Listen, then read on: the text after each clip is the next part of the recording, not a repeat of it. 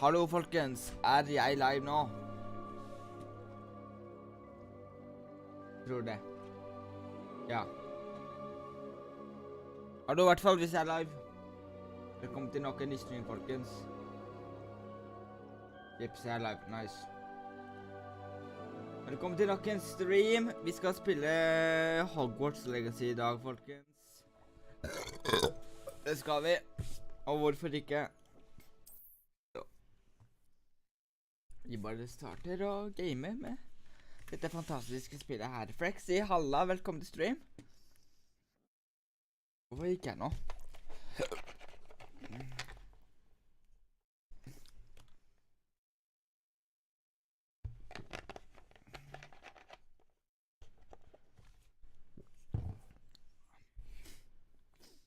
Sånn.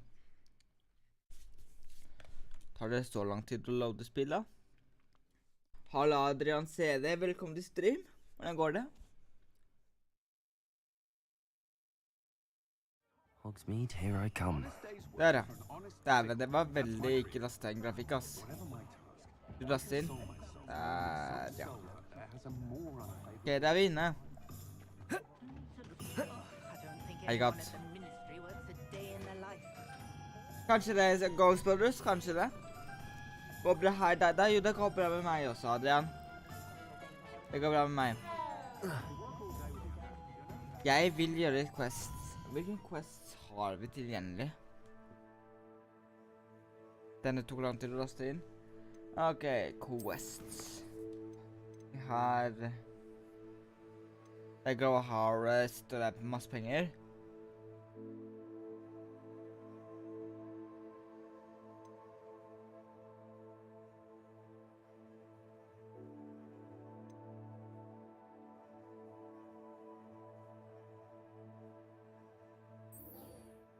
Gjør det. Jeg spiller veldig gøy Ghostbusters. Alle som ikke har det og er fan av Harry Potter burde skaffe seg dette her. Det sier jeg bare.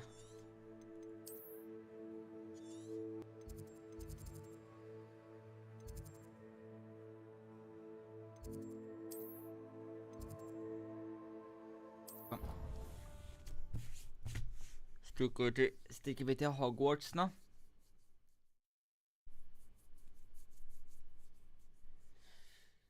Uff.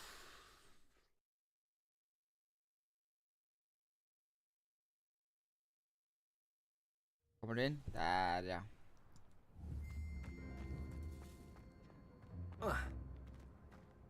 Hallo. Adelaide Oaks, isn't Boy it? og Sander, halla. I received your owl.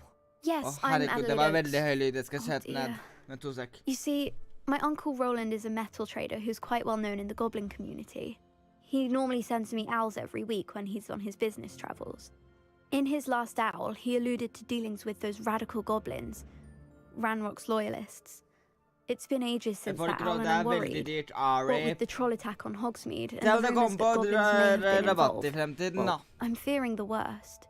Should I be worried about my uncle, or am I overthinking this? I think you're right to be concerned, Adelaide. Your uncle may be in trouble. You're much more understanding than Professor Son. Weasley. She heard I was going to look for him and forbade me from leaving the grounds. She's convinced he can handle himself, but I can't concentrate on anything until I know he's all Hva skjer right. med kappen hennes? Could you Stabilt spill, try ikke to find sant? out for me? Neida. From what I hear, you're almost as adventurous as Du har Uncle laget det Roland. selv, så selvfølgelig gjorde det Ghostbusters. Vet du hvem Rob the Sir er? Nei, jeg vet ikke hvem det er. I'll try and look into it for you, Nei, Adelaide. aldri Thank hørt om you. Rob the Sir.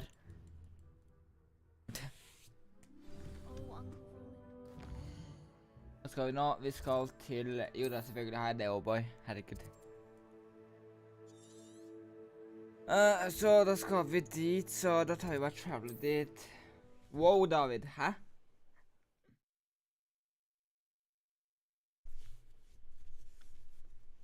Du har vært i en video med Rob, jeg vet jo det også, boy, selvfølgelig. Jeg og Rob er gode venner, vi vet det. Er det spillet nytt? Er det nå Blå X og W? Ja, det er ganske nytt. Det kom for et par uker siden. Et Harry Potter-spill.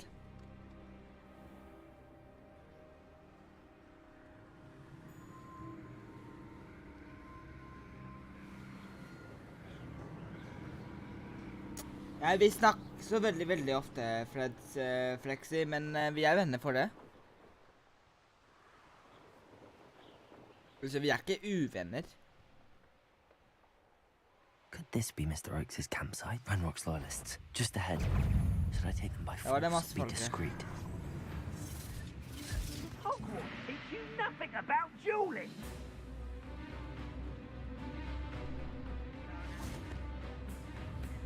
Ok.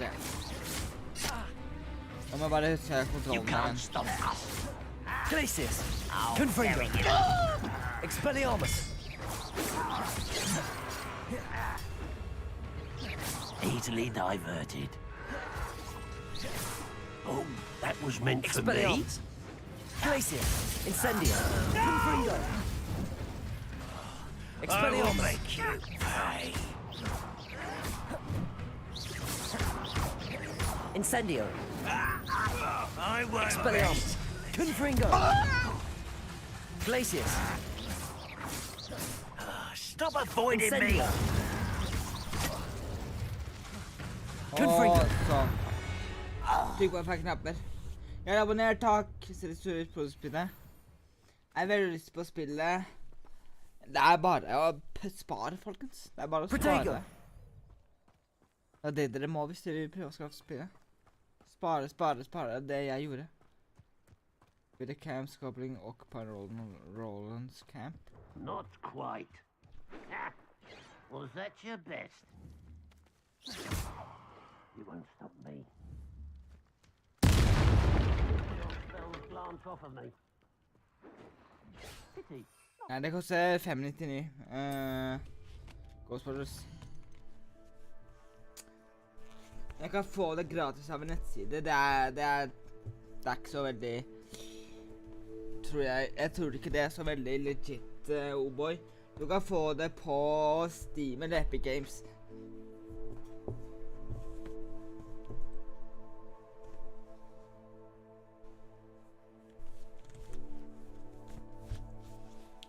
Det er sant, Flexi, men likevel, det er jo 180 timer med gameplay. Det er ganske mye. Det er faktisk ganske mye for en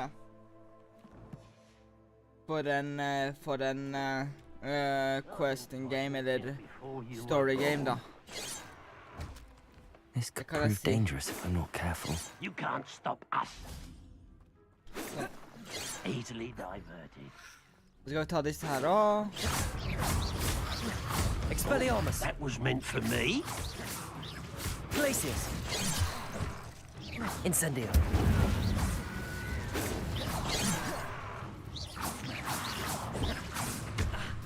Protect! Glacius! Incendio! Og så går den incendio på en feil far.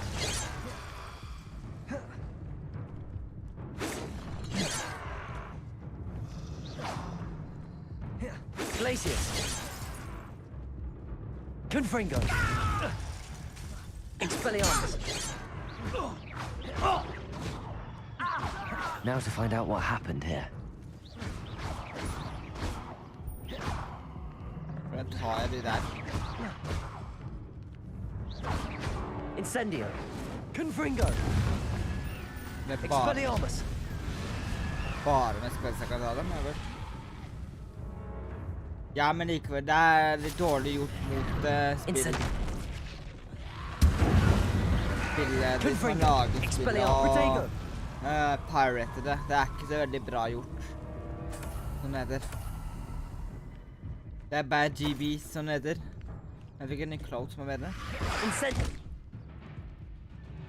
Nei, jeg døde. Programmet funker bra på det, ja. Det gjør det. Takk for Rock Face Days. Ja, jeg er lastet ned GTA 5 på den. Hæ? GTA 5 var jo gratis på oss på Epic Games, da. Oh, was that your best? Glacius! Ok, Incendio! Expelliarmus! nå må vi vente på cooldown og prøve å få tak i... Jeg har den, nei, jeg glemte det. Glacius! Incendio! Expelliarmus! Confringo! Now to find out what happened here. Jeg har investert i campsite og find a clue. Det husker jeg. Der, litt gull. Lute jeg bare stjeler. For 3 år siden, ja, var det ikke da det var da? Ja. Mr. Oakes' trade journal. Takk.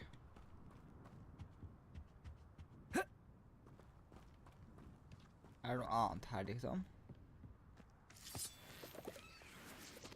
Adelaide said that her uncle kept notes of his trades, maps.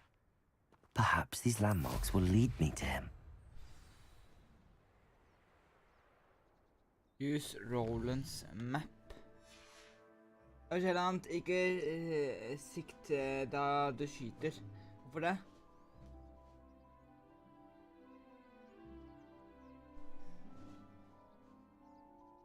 Hva slags klær du kan velge. Jeg kan vise. Jeg kan velge jeg kan velge hansker, briller, luer, skjerf, cloak, som er da kappe, eller hva det heter, sånn er det full body jakke, og så får jeg outfits.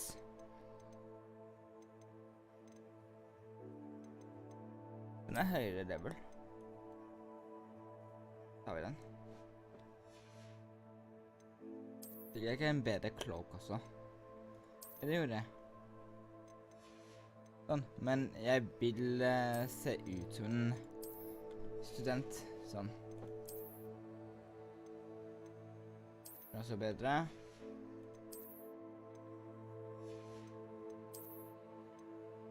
Det er også bedre.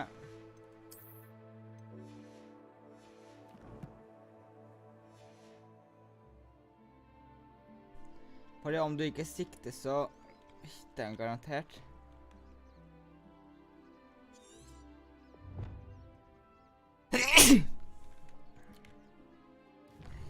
Er Roland's map her inne?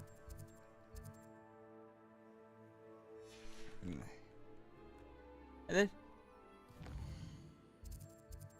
Nei, det var Hogsmeade, det.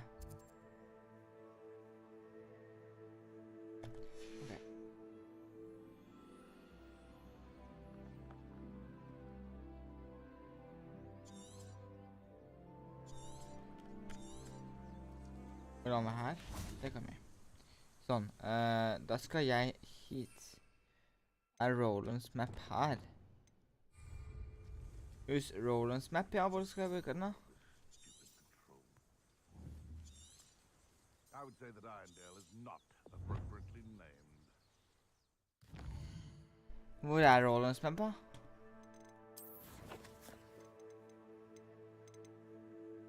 Der, view. Sånn.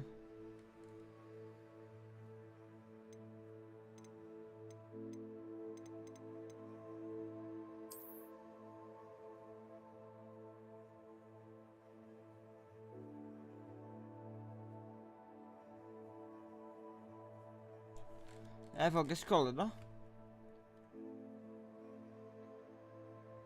Ja, det er sant da, men jeg vil prøve å gjøre det.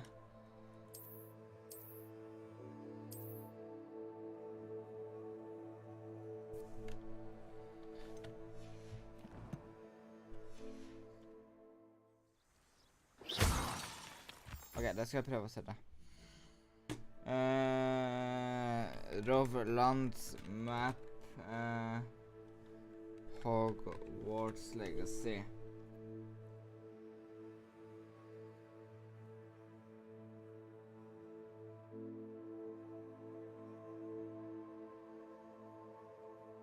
Sånn, få den.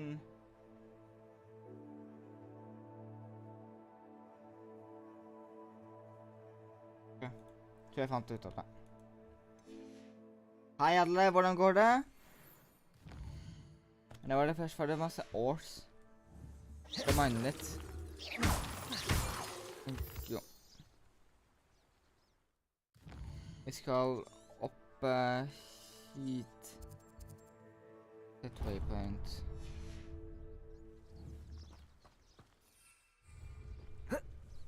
Expelliarmus! Protego!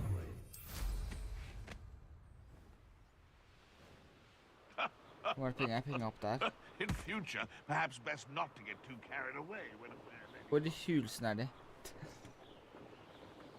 Ja, men det gjorde jeg helt ok. Og man hadde ikke for å snakke med deg i Fortnite. Nei, du trenger ikke det. Du må ha bare in-game-voicen din aktivert, Coast Brothers. Jeg snakker in-game på Fortnite.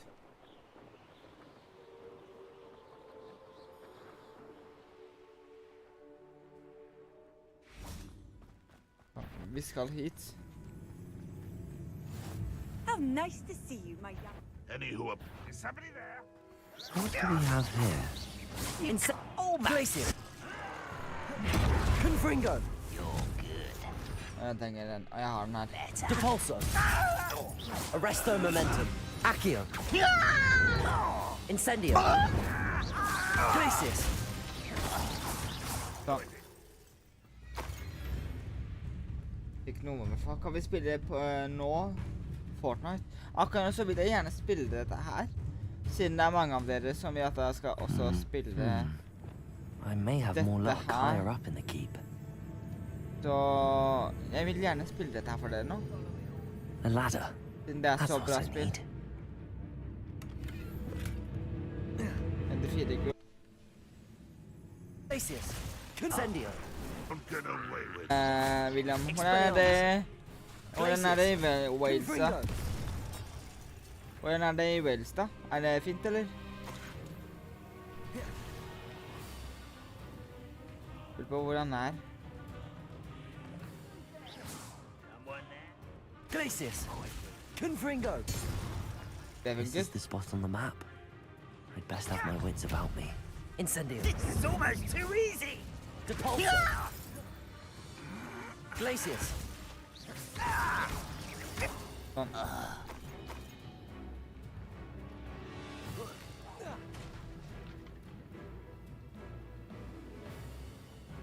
Sånn, vi skal inn hit.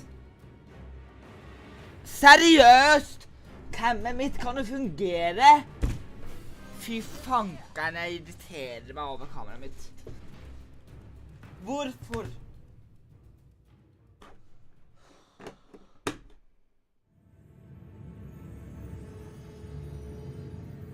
Hvorfor?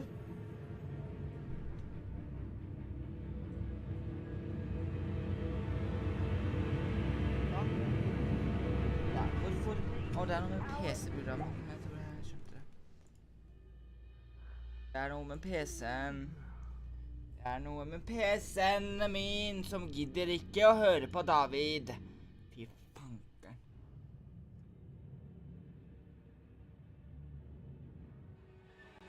Teachers die, default set, nei. Compost outdoor shot effect, ID text.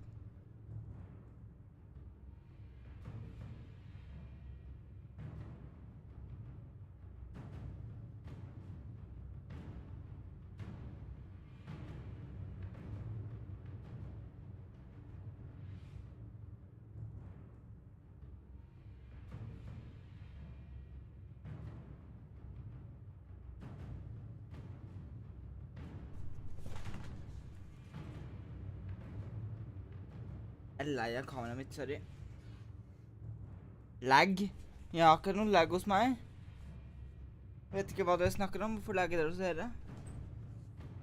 Hvis du mister susen av YouTube, hvorfor lagger det?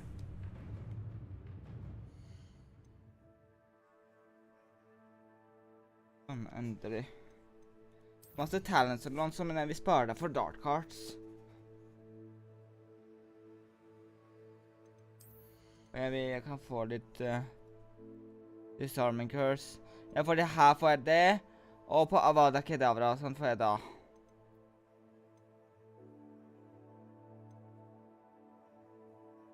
Purchased.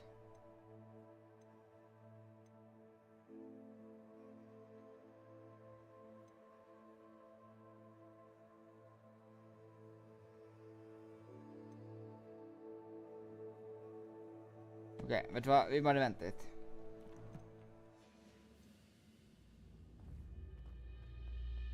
This looks like trouble.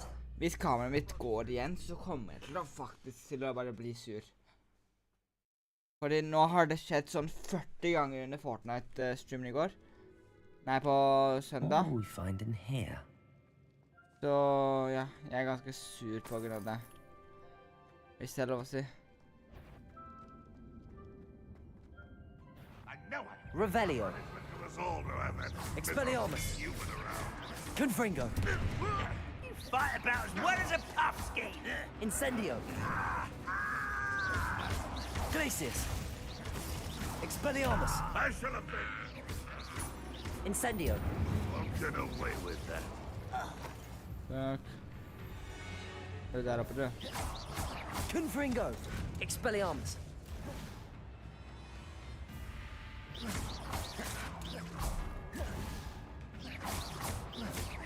It looks as though Adelaide's instincts were spot on. Det var det jeg gjort. You've one less follower, Ranrock.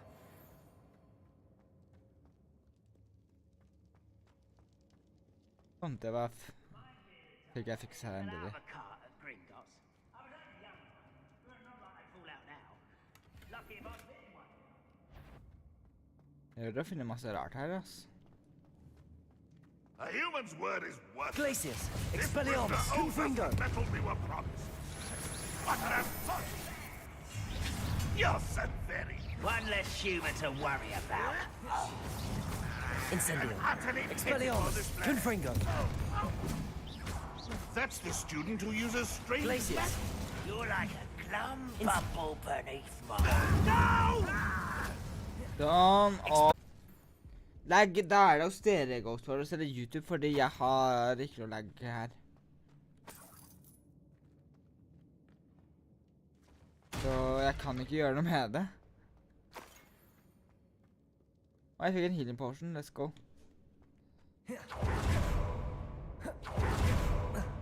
Takk og lov. Fikk litt mer greier. Mer cash. Ransaker disse goblinsa, hvorfor ikke? Det er alltid skikkelig kjapt. Ha på litt 90s-ban, som alltid. Det var en fangenull. Sånn. Hello? Mr. Oakes? Yes, I'm here. They've taken my wand. Det vil jeg stoppe opp mange ganger nå, David. William og folkens, jeg kan ikke gjøre noe. Jeg har 0 dropped frames på min side. Jeg har ikke noe lag. Det er YouTube sin feil. Sorry. Det er ikke min feil. Jeg kan ikke gjøre noe, fordi det er ikke min lag. Det er ikke jeg som lagger. Det er YouTube. Skjønner dere, folkens? Jeg kan ikke prøve å oppdatere CD-ene, skifte NS-settings, jeg vet da søren. Bare, jeg kan ikke gjøre noe, fordi laggen er ikke jeg. Hva mer skal jeg? Skal jeg prøve å ta av kameraet mitt og vise dere på PC-en at det står 0 dropped frames? Nei, jeg tror ikke det. Glacius. Incendio.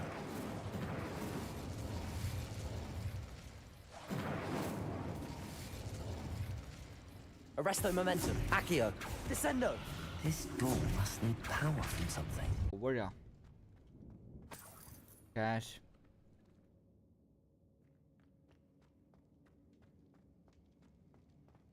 Så sorry, folkens, men jeg får ikke fiksa den lager, ass, fordi det er ikke jeg som lager den.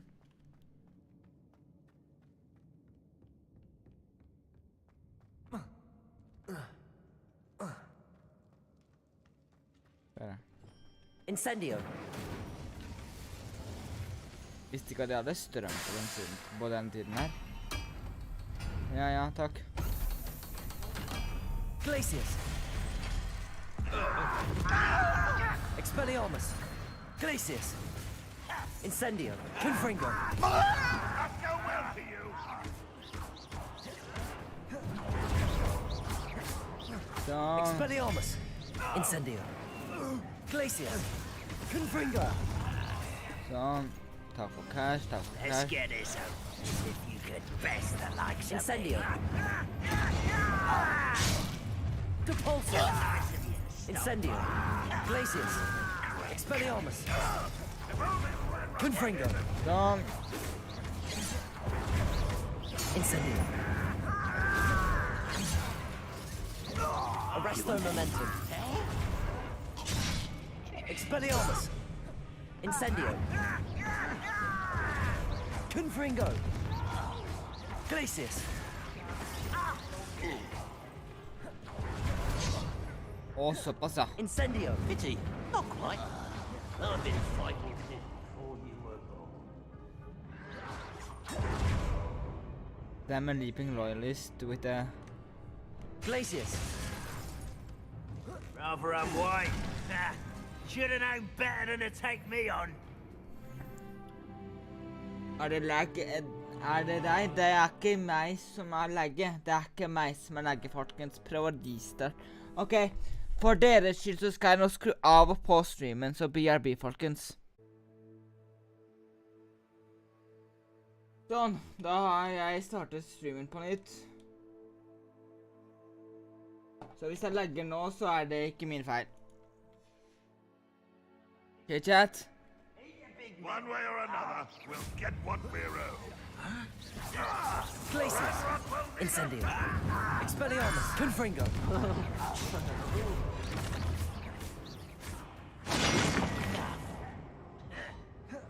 Incendio. Glacius. Expelliarmus. Confringo. Incendio. Sånn. Oh, Depulso. Arresto momentum. Incendio. Glacius. Expelliarmus. Confringo. Sånn, det funket. Da var de drept. Sånn, det er tilbake, folkens. Men hvis jeg legger nå, så får jeg ikke fiksa noe, folkens. Sorry. Men ja. Sånn er det, folkens. Glacius.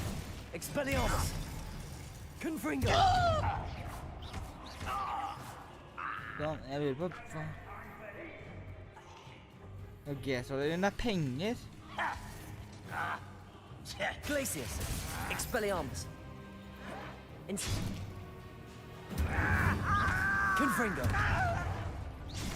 I won't rest. Glacius. Dead. Easily Incendio. diverted. Arresto momentum. Expelliarmus. You can't stop Glacius. Incendio. Red Rockwell, you... Confringo. Expelliarmus. Sånn. Vil jeg få... Bro, kan du slutte å mase om Fortnite, er du grei? La meg game. Why have you not run away? Intend to die, do you? Confringo. I shall have been. Expelliarmus. Glacius.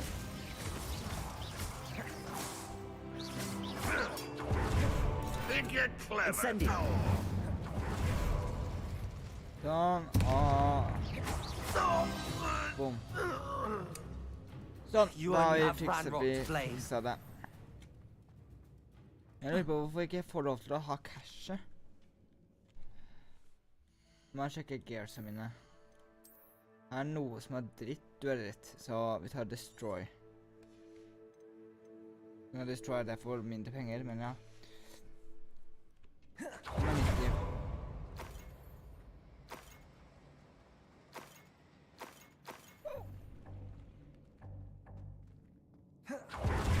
Så det er faktisk gear. Ja vel.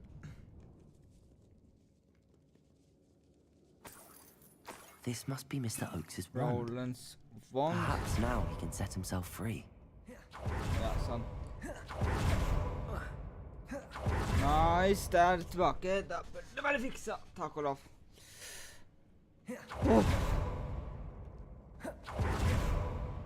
Sånn.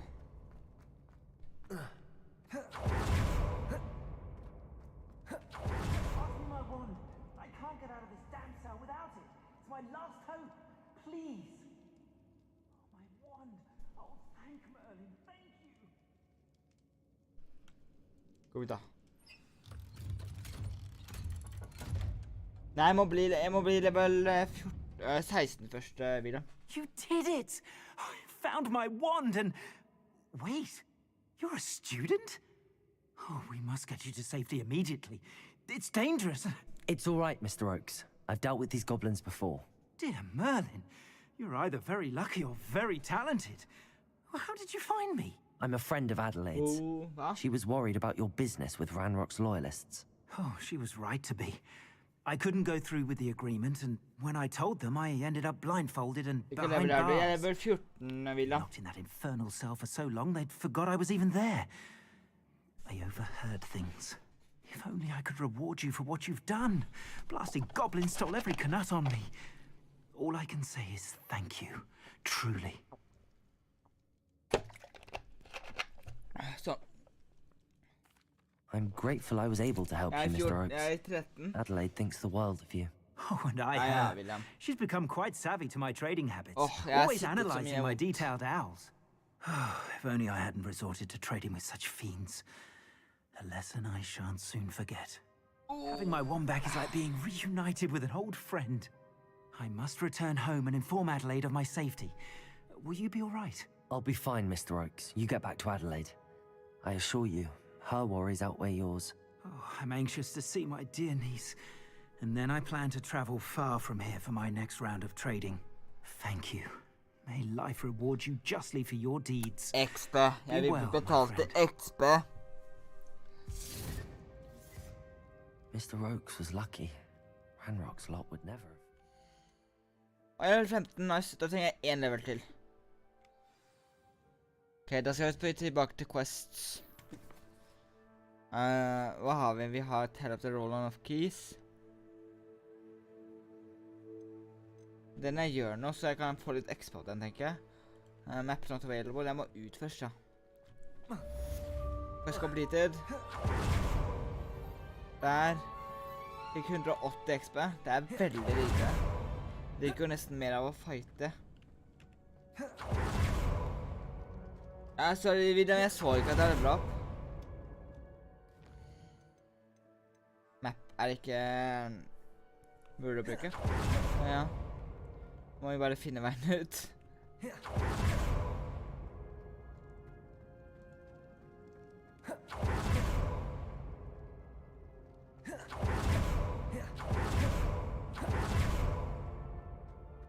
Sånn.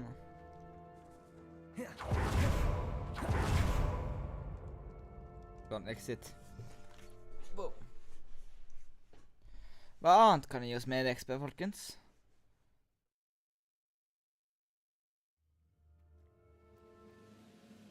Sånn, nå kan vi få maps. Quests. The man behind them rooms.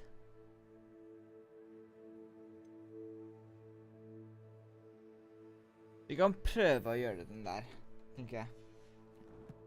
Ja, da må vi finne han der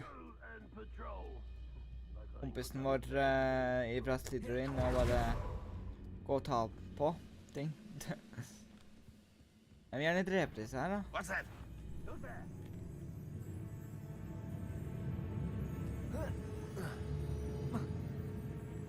Men ikke alle homoer.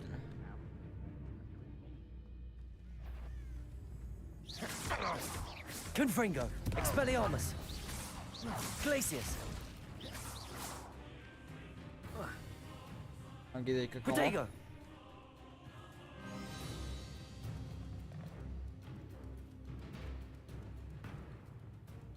Hit a ranger with stupefy. Det er ting å gjøre, altså.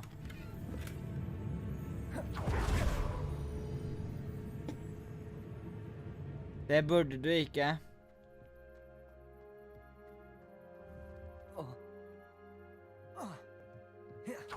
Okay. Goodness. Not a party to attend by myself. Nei.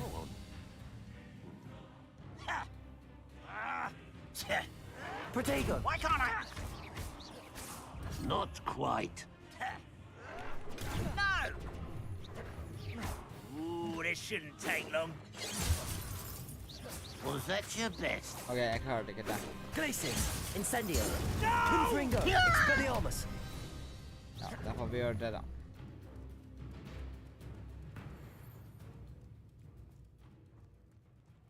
Jeg tror det er 13-års aldersgrense. På chipsen. Ja, det er 18-årsgrense på Expelliarmus. men vet du. Nå skal jeg trykke på det.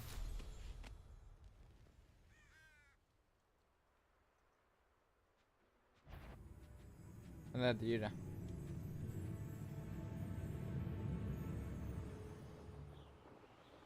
Ikke.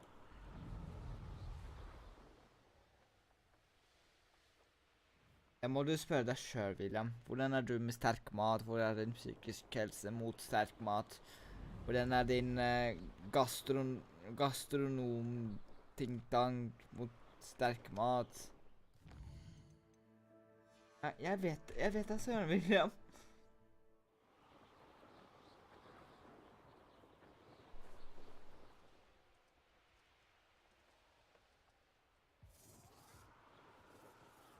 XP. What do you mean?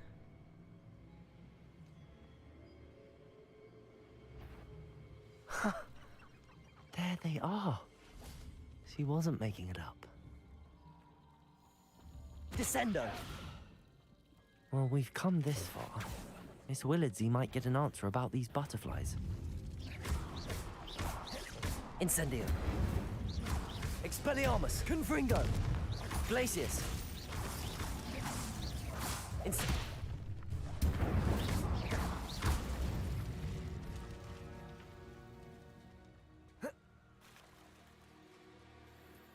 Vi må følge disse her.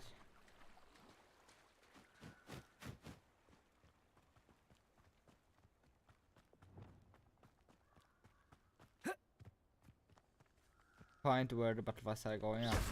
Sånn. Får vi gjøre det da, mens vi bare kollekterer noen selv. Well, well. Takk.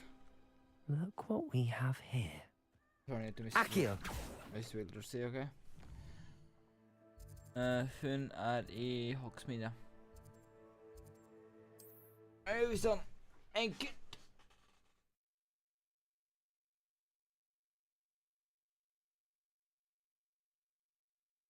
For å gå opp i level fort, få XP. Does it get any more cozy than Få Hogsmeade? XP for å gå opp fort i level. Ja, da no shit da. At jeg må ha XP for å gå opp fort. Men hvordan skal jeg skaffe meg XP når jeg var det? Jeg gjør quest i ny og ned. Oh, please tell me you have an answer for me about the butterflies. Hello, Miss Willardsy. Ja da. Well, what happened? Did you find them? They led me into the forest and revealed a treasure. Oh, how lovely! I'm glad you were rewarded for your efforts. Perhaps one day I'll be able to bring myself to go into the forest. For now, I'm happy simply knowing there's something so lovely to see, should I dare. Ok. Takk, da er den questen gjort. Hvor mye XP får jeg? 180 XP. Fader. Og rundt i skogen. Jeg kan bare drepe et dark man behind the moon.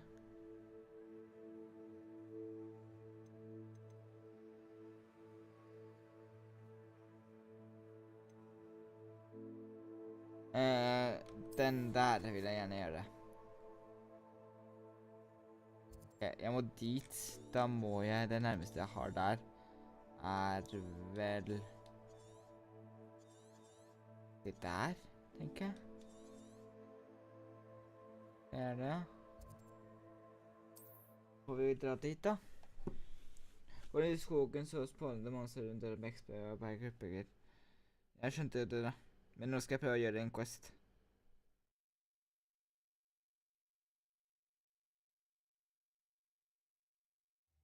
Not sure how I'd fare in a little place like this.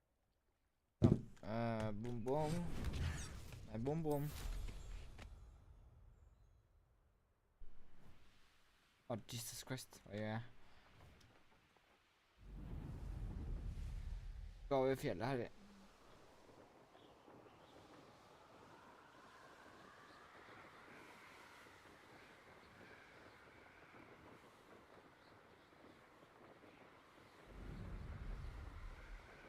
Kan man ikke gå opp fjellet? Er du serr?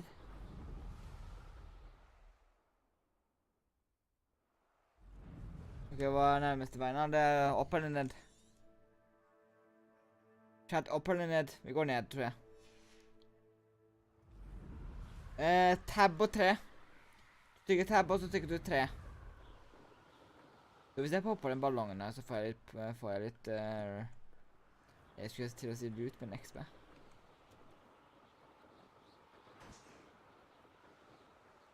En dritt. Ja. Jesus Christ. You should never have come here.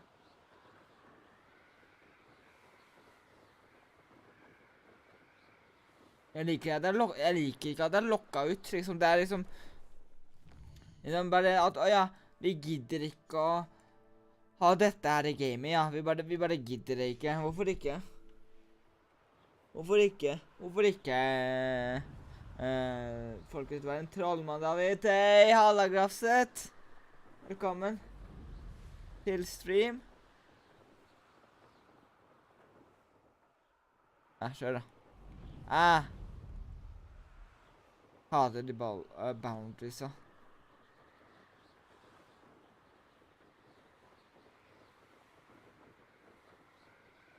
Jeg måtte få flux points her nede.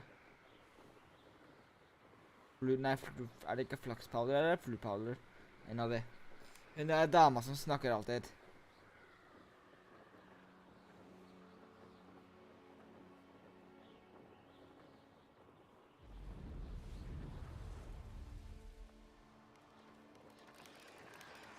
Der nede er det masse. Ok, nå skal jeg prøve William Royal sin greie.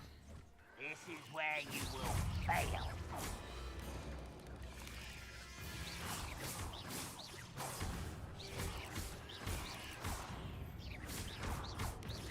Incendio. Expelliarmus. Confringo. Glacius. Are you sure? There you are. Incendio. Expelliarmus. Glacius. Royalist warrior. Incendio. I won't rest. Expelliarmus. Men vi fikk 10 XP av det. Det gjorde vi. Glacius. Incendio. Expelliarmus. Confringo.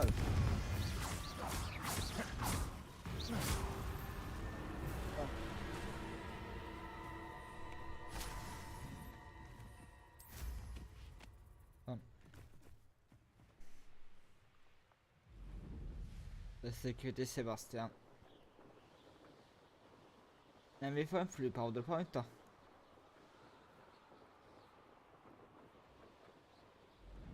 Det er en flu powder point. Seems a pleasant enough little place. Sånn. Feldcroft region. Da fikk vi muligheten å komme inn kjapt. Sånn.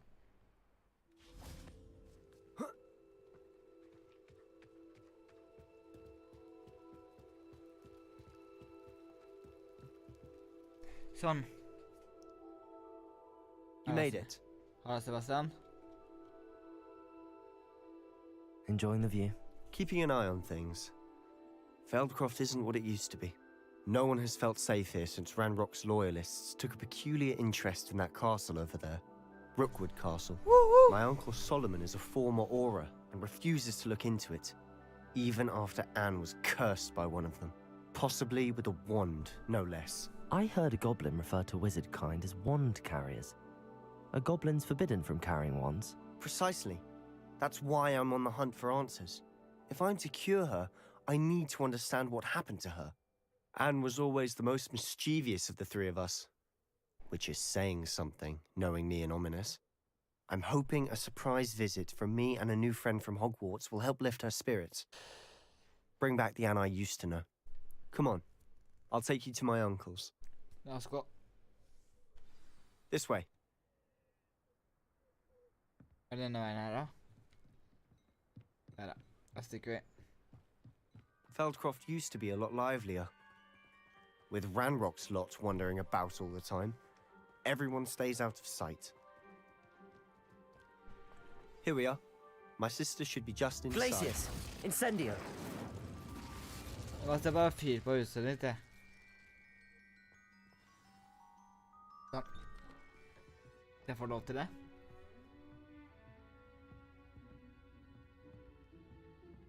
Aha! Sebastian, where did you... Is that what I think it is? We've been over this, boy. Hey! Shrivelfigs cannot reverse a curse. Nothing can. The sooner you accept that reality, the better. But we haven't tried everything. There is no cure! When will you accept that? Never. Dæven, han er pacifist. I can never accept it. Now look what you've done. I'm sorry. Leave.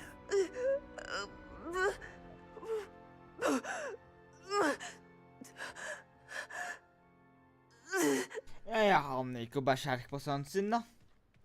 I'm sorry you had to see that. If you don't mind, I just need a moment alone. Poor Sebastian. Not the visit he'd hoped for. I'm sorry about earlier. Expelliarmus. Those bouts Glacius. of pain are difficult to bear. Are you all right, Anne? I didn't mean to intrude. You didn't, truly. Faen! And I'm all right. The pain from this curse comes in bouts, and often suddenly. It's not anyone's fault. It's nice to meet you, by the way. You must be the new 5th year Sebastian told me about. I am. Sebastian and I met during a rather lively duel in defense against the dark arts. Oh dear, Professor Hecat. She's a powerful witch. And she knows how to keep students like my brother, and me, in line. I do miss Hogwarts, but I wouldn't mind being in Feldcroft really if it wasn't so dreary now. Between the goblins at the castle and my uncle fighting with Sebastian whenever he's home, it's not the cozy retreat it once was. Sebastian mentioned something about your uncle being an ex-Auror, but refusing to go after Ranrock's loyalists. I must say, I wasn't prepared for him to be as angry as he was. Uncle Solomon is frustrated by what happened to me, and by Sebastian for thinking he can fix it. Both mean well, I know they do, but my uncle is right. This Dad, curse cannot be let's go. undone. I can feel it. Done. Sebastian cannot take away my pain. Perhaps Hey, I can hey, help him to Laco. understand that. I can try. I'll do my best. I can promise to speak with him about it. Thank you. His search for a cure is futile, I'm afraid. I'm getting tired. I should probably rest. Thank you for stopping by. I wish you well. Skal vi snakke med Solomon? That boy will fray my last nerve. Excuse me, Mr. Sallow. Oh, yes, Sebastian's friend. I apologize on behalf of my nephew. He doesn't know when to stop. I was about to check on Anne. Did I see you come from the house? How is she? She's all right. She said she was going to rest. Nothing can be done for her. It could be that you've not yet discovered the cure. Ah, you sound like Sebastian, thinking you know better than the healers at St. Mungo's. Perhaps the healers don't know everything, sir. Sebastian is single-mindedly focused on finding a way to help his sister. If there is a cure, he will find it. Your faith in Sebastian is misplaced. Some sort of dark magic cursed Anne, and the goblins aren't likely to explain themselves anytime soon. Giving her hope is cruel. The only thing to do now is keep Anne comfortable and stay out of the loyalists' way. Faen, det er sant. With all due respect, sir, Ja, nå dør jeg i han litt keep sånn der... Anne's spirits up. You may mean well, but I know what's best for Anne and Sebastian. They are my stubborn brother's children. Especially Sebastian. If you really want to be of help, you'll make sure Sebastian does what he should do, not what he wants to do. He's no idea the harm he could do if he doesn't stop. I hope you remember what I've said. Good day. I ought to see how Sebastian's faring. Skal vi trykke F Why her? would you not listen to me? She's Ja, not da. Glacius. Incendio. Confringo. Der, ja. How are you doing, Sebastian? You got a first-hand glance at what I'm dealing with. I apologize for my uncle. Ja, he was I'll admit, I wasn't expecting him to be so angry. He's always angry. He's been angry since my parents died. After Anne was hurt, he only grew worse. It's as though he blames me somehow, always calling me my father's son, as if that's an insult. I'm the one trying to help her. He's simply given up. Both Anne and your uncle seem genuinely convinced that nothing more can be done for her. I refuse to believe that. Anne's pain is more than physical. It has changed her entirely. I miss my sister. And I'm going to get her back.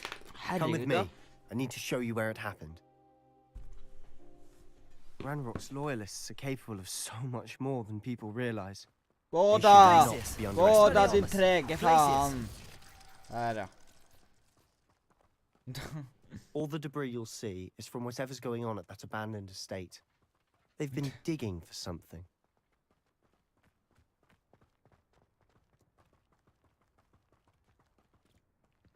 Kom igjen da. Up there, on that plateau, is where they cursed Anne. Incendio! This way. Okay.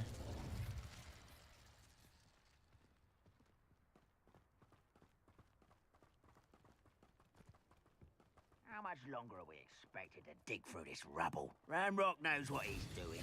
It's an honor to be a part of it. Only good wizard is a dead wizard. Glacius! Expelliarmus! Confringo!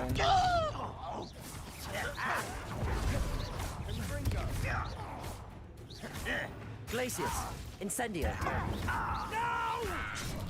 Boom. Expelliarmus! Confringo! Let me down! Your acrobatics will only postpone the inevitable. Ja. You're so clever. Expelliarmus! Confringo! Incendio! I'll cut you from shoes to shackles. You won't get away with that. Sånn, og... Boom.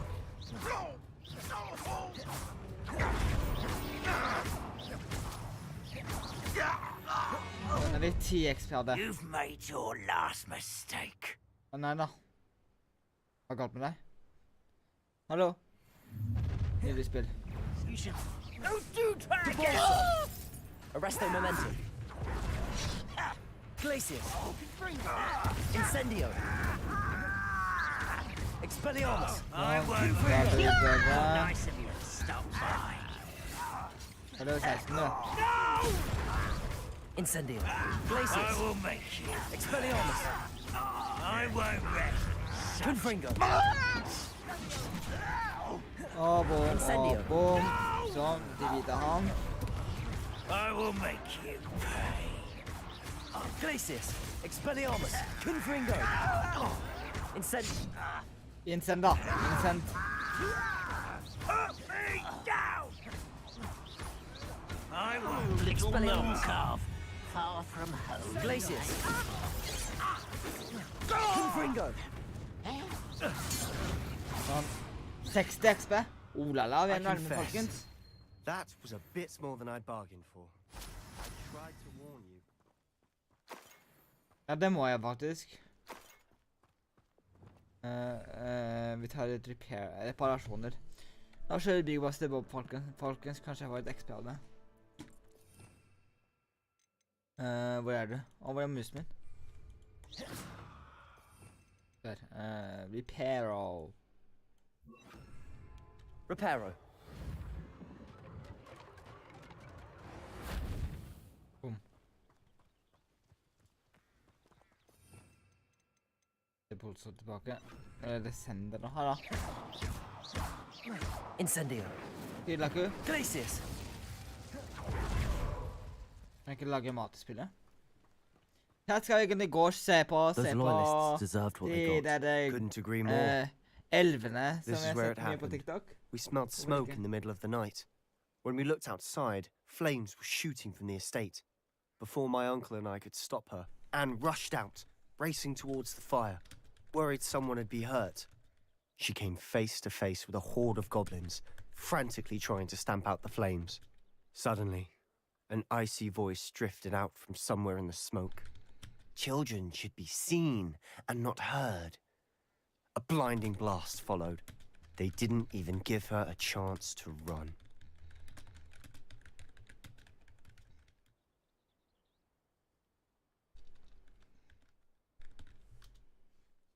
Back.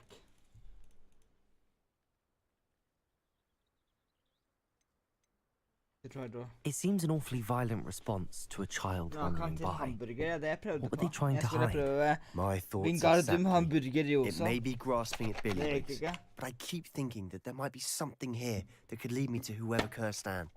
Might be the only way to learn what type of magic harmed her, which could help me find a cure. Perhaps you're right. The Loyalists are everywhere, but they do seem to be spending a lot of time here, and it's likely they're hiding something. And at Rookwood Castle. Shall we have a look around? Sure. They seem to have set up camp here for a specific reason. They have stations for everything.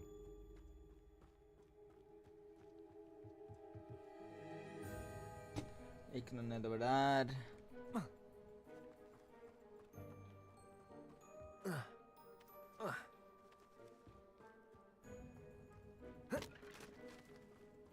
Whose home was this? Been abandoned long since I've lived here. Rumor was a Hogwarts professor lived here once, centuries ago. But that's all I ever heard. Ja. En ku her. Kan jeg ikke... Confringo! Expelliarmus! Glacius! Incendio! Jeg klarte å fryse den i hvert fall. Må du? I've heard that goblin dig sites like these are popping up everywhere. It's a wonder the Ministry isn't doing more. Bruk incendio på den ovnen.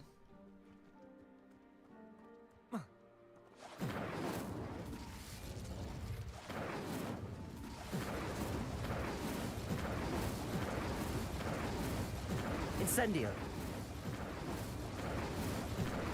Ja, hokus pokus filokus, du skal bli en god hamburger. Confringo! Expelliarmus!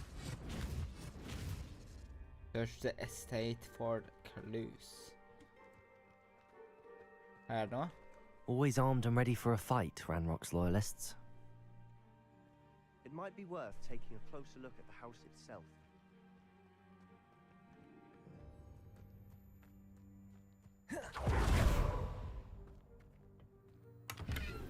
60 spenn. Takkar. 74 spenn. Vi er rike, folkens.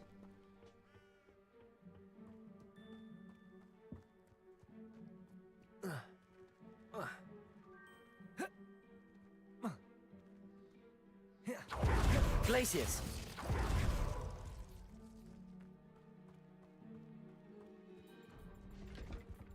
Elon Musk, jo. Hva er Elon Musk?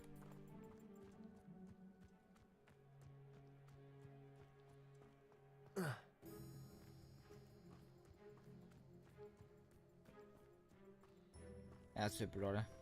Sebastian, over here. Do you think that this was damaged by the fire the night that Anne was cursed? Could be. But it looks to me as though this was intentional.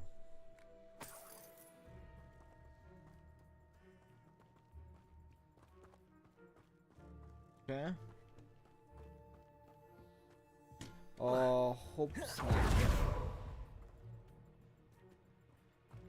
Elon Musk-pengene dine. Sant?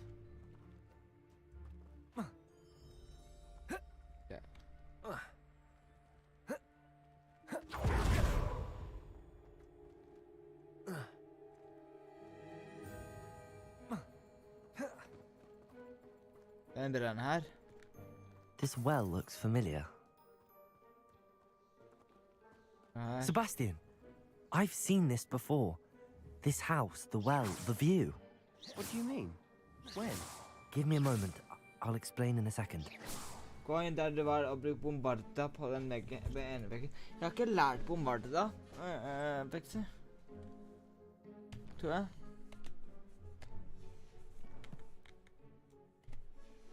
Og vi er så nærmere level 16. Jeg har ikke lært bombarda.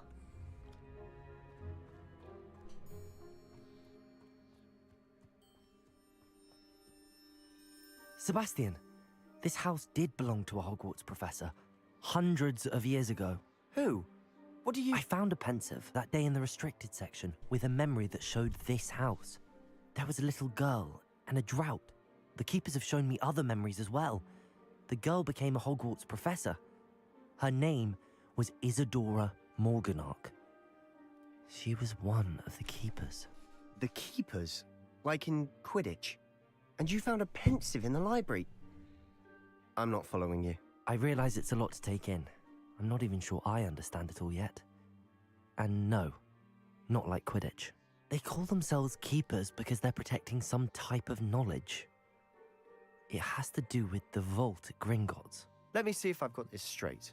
You have Ranrock and Rookwood after you because of something you found at Gringotts where you ended up via a port key. You can see traces of an ancient magic that you think Ranrock is trying to harness. And now you've been witnessing memories left by keepers. Oh, and this house belonged to a Hogwarts professor who was one of these non-Quidditch keepers hundreds of years ago. If I didn't know you, I'd think you were pulling my leg. It is all a bit much, isn't it, when you put it like that? The point is, we both have good reason to search this house. You for answers about what happened to Anne, and me for answers about the keepers. Look at this. Someone piled this here for a reason. Is it blocking something? Only one way to find out. Why bother blocking a stairwell? There might be something here worth a closer look.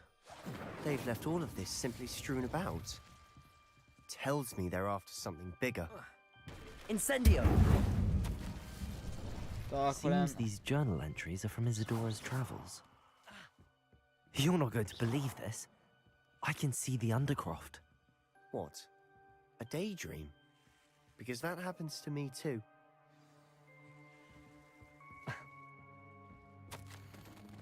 A journal entry of Isadora's. I know it sounds strange, but... Honestly, nothing you say sounds strange to me anymore. Fair enough. I can see the Undercroft through this stone wall, as though it's a window. This has happened before. I'm listening. I think it's to do with my ability to see traces of ancient magic. But you said you didn't really understand it, and that you couldn't wield it. That's true, and I'm still not sure what it all means. What I do know is that my ability allows me to travel through these windows I see. Wait. We can get straight to the Undercroft from here. Ominous will be flawed. We can. But perhaps best not to tell anyone else about this for now. Even Ominous. Understood. Well then, invisible, secret, ancient magic passageway? Here we come. Here we folkens. Kom. I'm tempted to hold my breath. Bollen. Bollen. Det var feil knapp. Bollen. Har du sett Harry Potter-filmene sånn 7 ganger, Plexi? Selvfølgelig. Jeg er superfan. Kan jeg bare ikke bare få XP-en?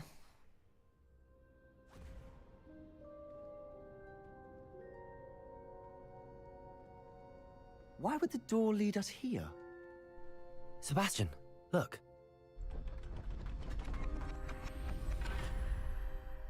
Hei, mer område. Hashtag free real estate, real estate.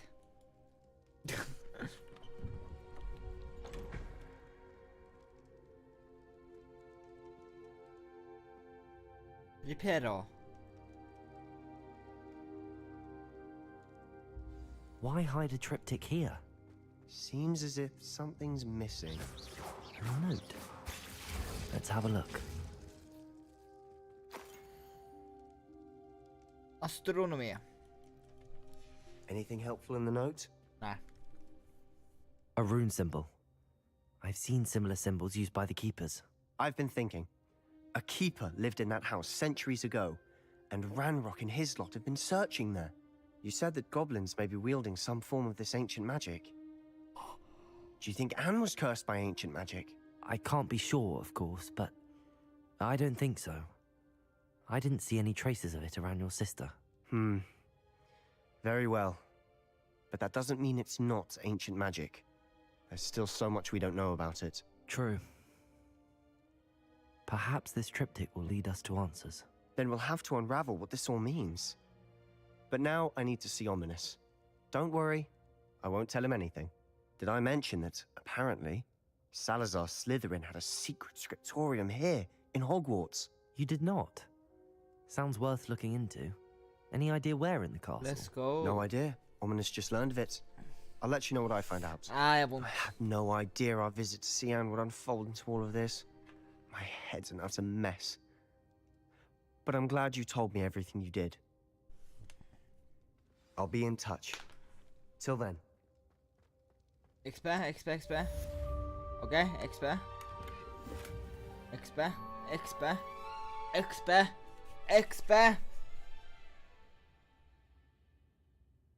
Fikk vi 0 XP?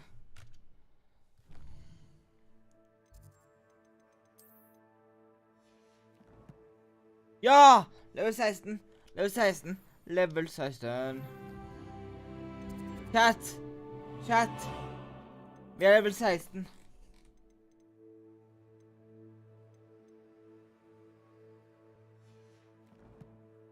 Ok, da burde vi få en quest nå. Da burde vi få en quest av han her. Du, gi meg quests. Gi meg en quest. Jeg sa gi meg en quest. Glacius, Men incendio. bruker du Slytherin, gi meg en quest nå.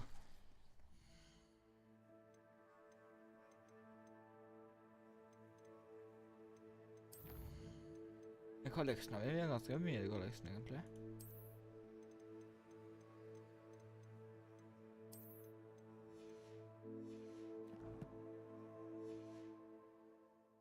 Ja, det er det. Jeg prøver å finne questen.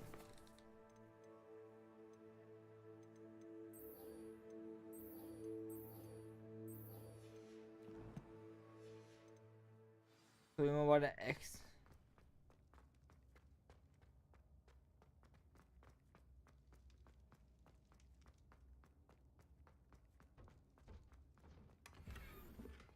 Hva var utgangen fra her? Der. Kanskje mener man lærer det der også. Hæ? Kanskje jeg må ut først, og så får jeg det. Så fort jeg får Crucio, så har det vært nice. Takk. Sånn. Kan hende jeg får en sånn der... If only a new student were to help me with my sad predicament. Nei. Google.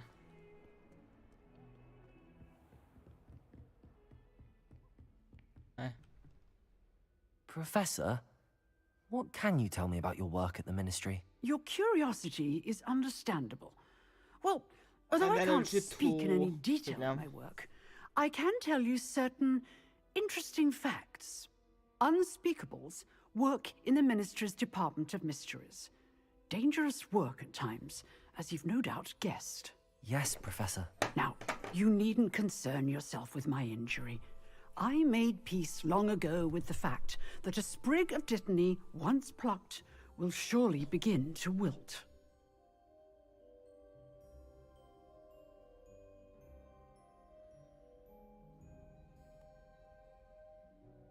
Men det er feil.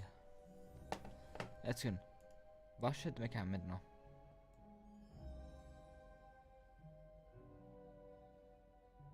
Jesus Christ.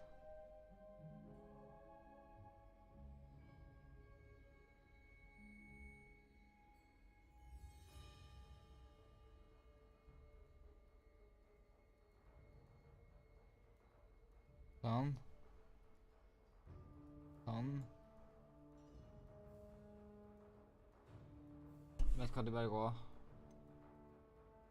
Have you made peace with the time you've lost? Ah, but I don't truly know how much time I have lost.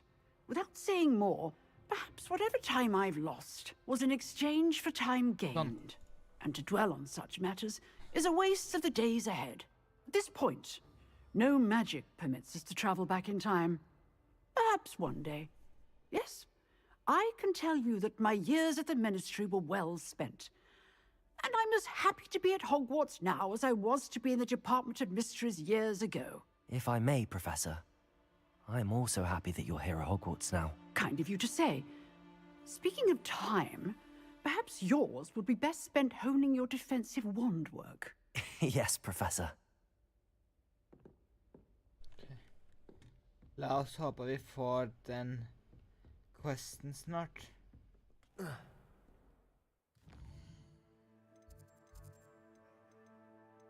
Owlpost. Har vi fått en owlpost?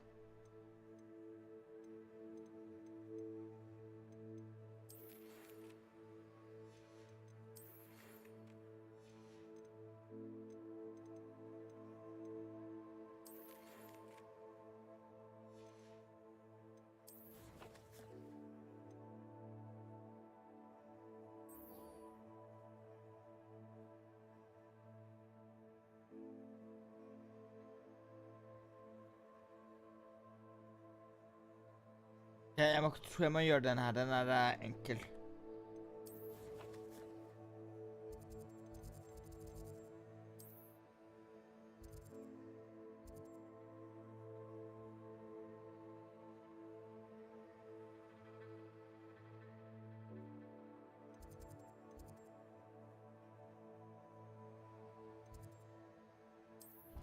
Vi gjør det. Men jeg må gå. Jeg er så veldig vondt. Jeg bare legger meg ned nå. Jeg er så sliten, folkens. Dere vet ikke. Jeg er veldig sliten av å sitte. Since when should it matter what anyone looks like? Off on another adventure, are we? Hold kjeft.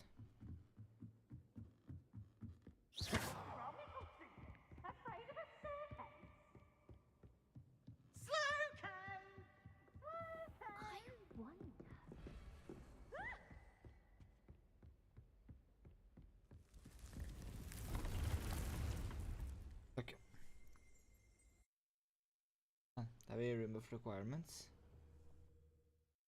Det er så mye kult man kan gjøre med Room of Requirements, som du ser der. Deke. Hei. Deke is so happy to see you. Deke noticed this bag in the room the other day. You must need it to help with your schoolwork. Deke has seen one of these before. Deke calls it a knapsack.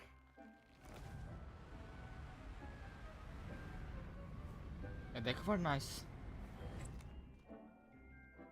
Perfect for gathering and transporting beasts. Ja da. Takk. Pleasant little breeze. I have been thinking about something Professor Howen said in Beasts class, that I should study as many beasts as I can on my own time.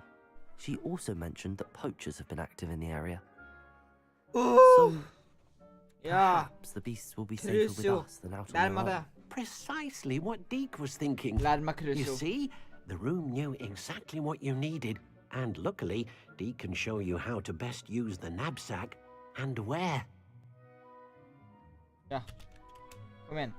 Deke, vis meg. Come along then. Our first stop will be beyond the castle grounds. We can leave now, or you can come and find Deke when you're ready. I'm ready to learn how to use the knapsack. Perfect! Deke loves an outing. Fort gjøre det.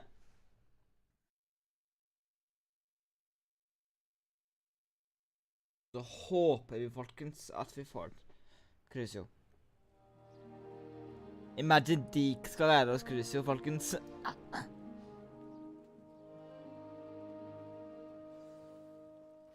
A nasty poacher. Hated working for him. He did horrible things to beautiful beasts. Oh. It was during those days that Deke first saw a knapsack. It'll be nice to see one used for good. We have arrived. Deke enjoys coming here to watch the beasts, especially the potful of puffskeins nearby. It will be nice to keep them safe. All you will need to do is get close, direct the open knapsack toward the puffskein, and in it'll go. All right. Knapsack, hvordan bruker jeg den? Ja, T.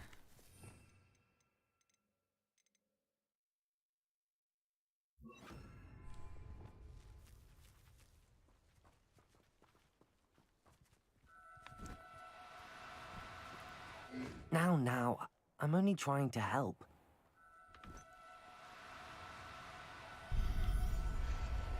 Get there, boy. You got one! I managed to rescue a puffskein. You can rescue as many as the knapsack will hold. Poachers capture puffskeins and, well, Deke isn't sure what they do with them. Jeg kommer til å skinne den, da, så det mulig. Now, not all beasts will be as simple to rescue as a puffskein. Deke suggests you next find a beast that can fly. A jobberknoll, perhaps. All right. Where would I find one? Deke knows of some to the west, nesting in a large tree overlooking Hogwarts. But we must be careful. Deke has seen poachers in the area recently. Deke will meet you there whenever you're ready.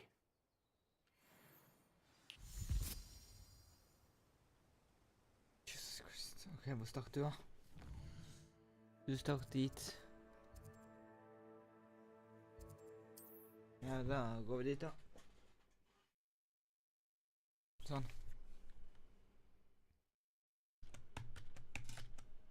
Å, men for fankeren.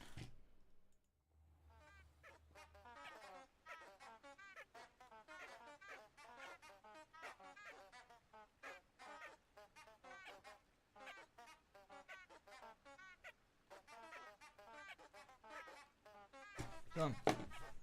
Confringo! Det noen i chatten i det hele tatt, egentlig? Vi så hei.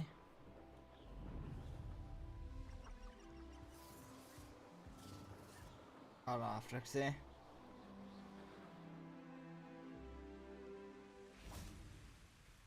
Hello, Deke. Shall we continue? Oh, good. Yeah. Deke was worried about you, what with all the poachers in the area. Perhaps we should work quickly. The jobberknolls are just here, in this large tree. If it's helpful, Deke has seen Levioso used to slow flying beasts. Easier to get in close and use the knapsack.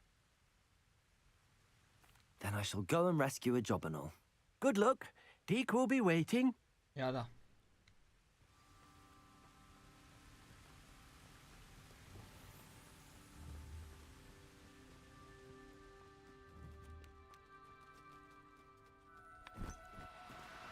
Do cooperate, won't you?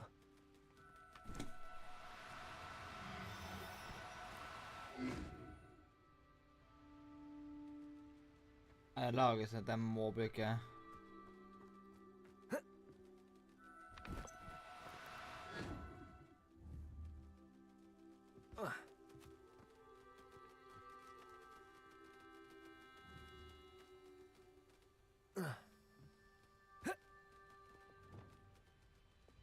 Da får vi ta og equippe Levioso da.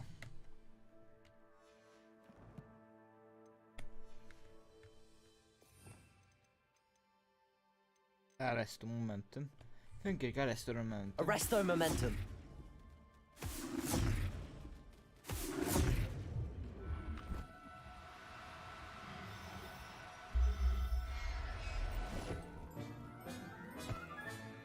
Professor Howard will never believe this.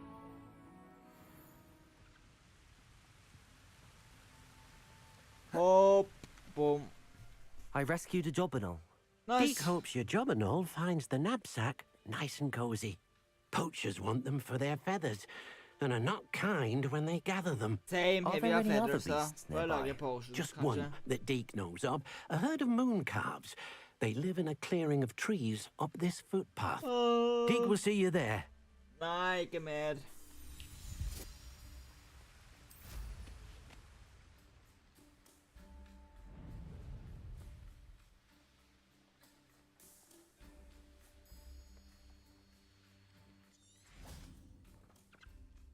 Hello, Deke. Is this the clearing you mentioned? It is. Moon calves gather near the large tree with the spiral pattern in front, but only under the light of the moon. So, unfortunately, unless you have a way to hasten time, you might sometimes have to wait until nightfall to see them. Det kalles timelapse. Sånn. I shall go and find a moon calf then. Deke will be waiting for your return.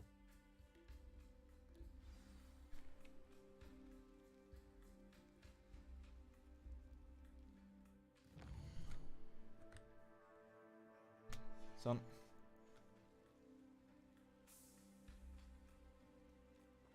Sånn. Gå da. Gå da. Ja da. Gå da. Gå da. Gå da. Gå da. Gå da. Gå da. Arresto momentum. Oh, no, you don't. Og kom hit da. Der. Settle Siste, ja, yourself. det siste. I mean you no harm. Jeg vil også bare ha den der fluxpointen her. Please. How nice to see you, my Blue young... flame er det det heter. It was a bit trickier than the others, but I have a moon calf now. Another beast, safe and sound. Shame we didn't see the moon calves dancing. It's a marvelous sight. Deke supposes you're finished here. Ja. You'll be able to rescue many more beasts, but for Ja now, da. let's bring the ones you've gathered back to the room. All right. Deke will meet you back in the room whenever you're ready. Oh, for fuck's sake.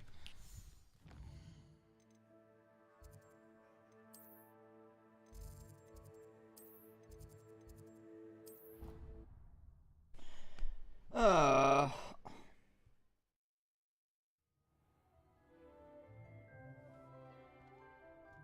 There you are. Now, we need to show the beast you rescued their new home. Laco, fredag! But, Fredag, not Laco! enough room to let them out here. Imagine all Fredag those blir det beasts running Fortnite. amok. Of course. That wouldn't do at Jeg hadde all. ikke glemt Fortnite, Laco. Jeg er noe som heter Perhaps if you focus on what your beasts need, variasjonsstreamer. the Så jeg room will streamer provide. mange spill samtidig. Så fredag, søndag streamer jeg Fortnite, og på tirsdager prøver jeg å streame litt Hogwarts Legacy, men tirsdager streamer jeg Blade Dag. What exactly did you think of?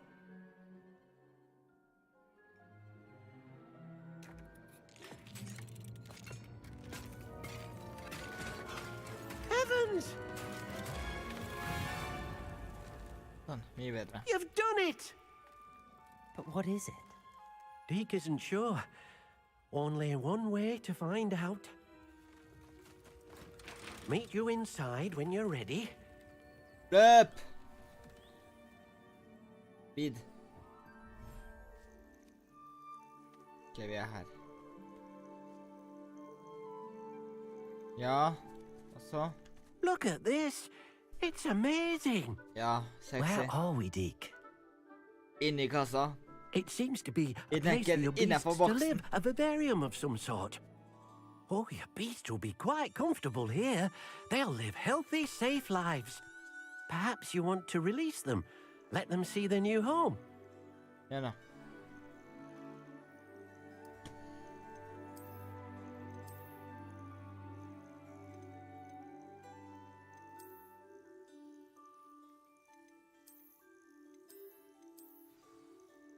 Sånn. Ut med dere.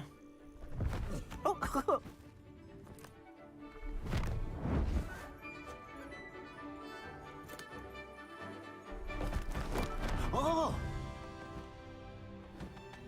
Nice. Skyt dem. Ja. Jeg skal lære meg cruise, og så bare kommer jeg tilbake. Brump. Deke thinks the vivarium will be a fitting new home Middag. for your beasts. Indeed. I only hope we'll have enough space for all of them. Deke hopes so too. But if you do run out of room, Madam Peck at Brood and Peck in Hogsmeade will help to find safe homes for them. Any beasts Anybody that else the room in can't hold? boats? Yes, she's well known for helping to care for beasts in need, and she'll give you a fair price for them. Nice. Speaking of care, beasts that are well fed and groomed will provide you with valuable magical materials, such as puffskein hair, for example. Ja. If you gather some magical materials from your beasts, Deke can show you how to use them. Very well. I shall let you know when I have some. Takk. Er du ferdig?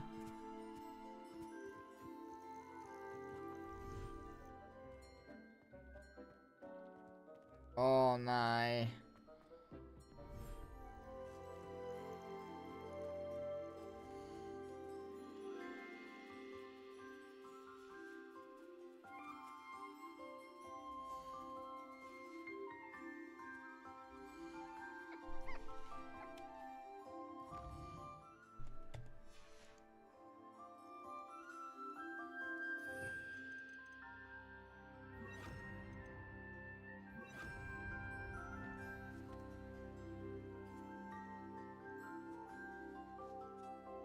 Hva er siste mann?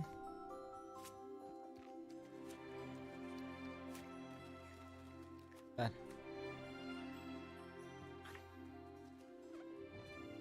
Incendio. Funka ikke. Confringo.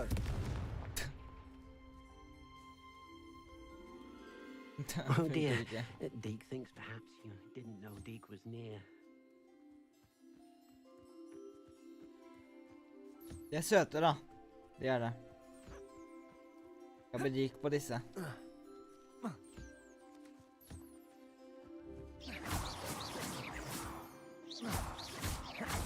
Sånn.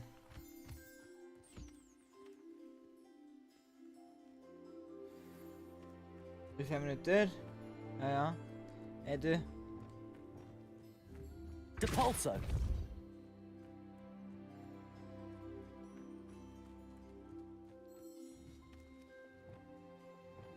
Jesus Christ. Ok, det var Guyaki, ja. Ser ikke som det. Accio.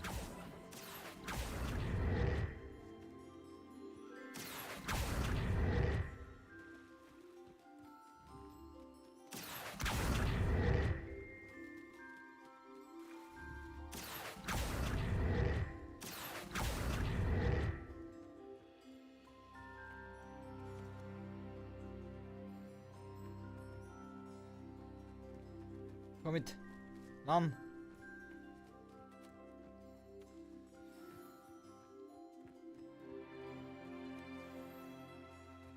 Sånn. Takk. I've collected some magical materials, Deke. Now Deke can show you how to use them. First, you'll need to use this spellcraft to conjure an enchanted loom. An enchanted loom? Exactly. It will allow you to use your magical materials to weave magic into the very threads of your clothing, making your clothing more useful in a variety of ways. Why don't you try it? Deke thinks you'll be impressed with what the loom can do. I'll go and experiment with the loom now. Din rotte! Incendio. Jesus fucking Christ.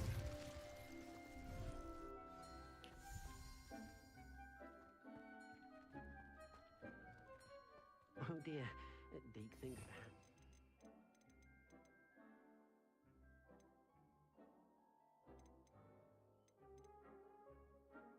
Hva var det jeg måtte gjøre for det der?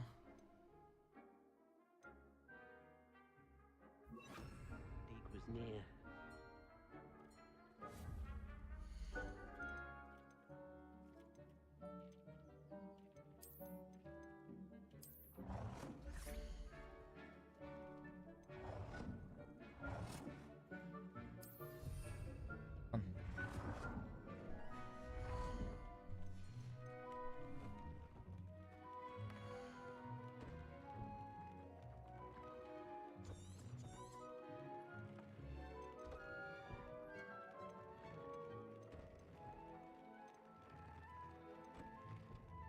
De bruker jeg akkurat nå.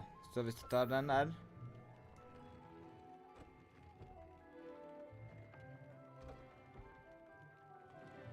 Der da.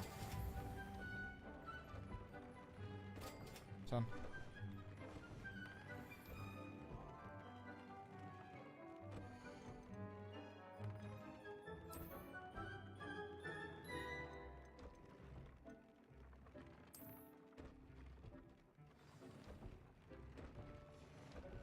That came out Gikk. nicely. Din I rotte should show fiksa Deke. det.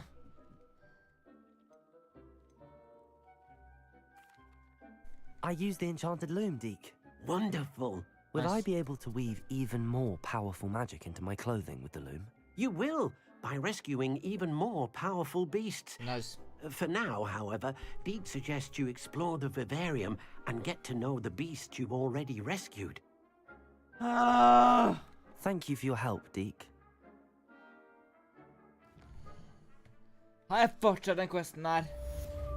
Quest complete. Halleluja.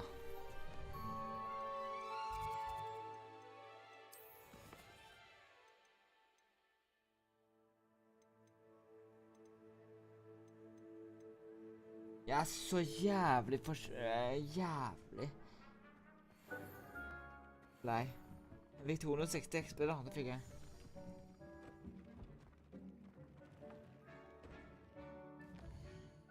Er det Sebastian skal poppe ting på meg?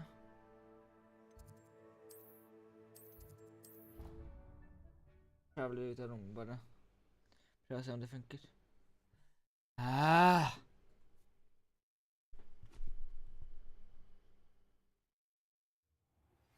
Meet me near the ruins of Falbaton Castle. After dark. Do not tell anyone. Ok, Natasi, oi nei, men i quest med Sebastian også. Sebastian. What are you up to now? Bollen, det. Glacius. Half a bottle of flabbergasted leech.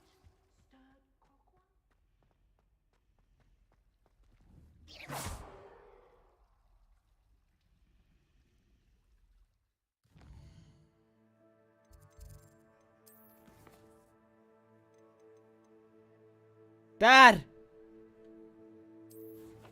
Jeg fikk det.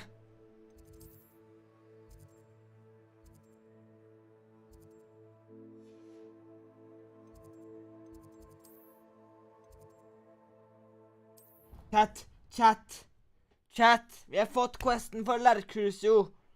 Vi har fått questline for å få Crucio.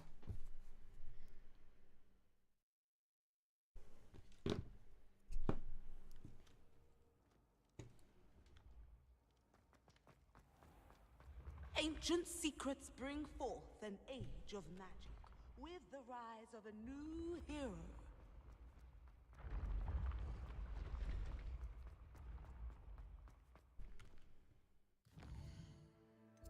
Ikke Sebastian der nå.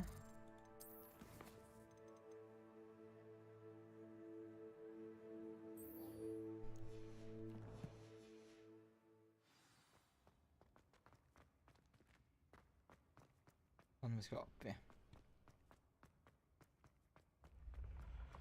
Hit.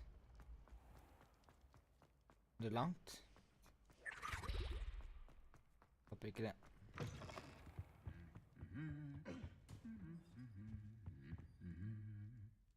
Ja vel.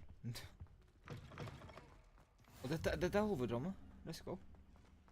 Anything to do with the dark art should be avoided. It's too risky. Anything to do with Salazar Slytherin is worth the risk. I can't agree. And I'll not say a word more. I'm sorry. I won't give up.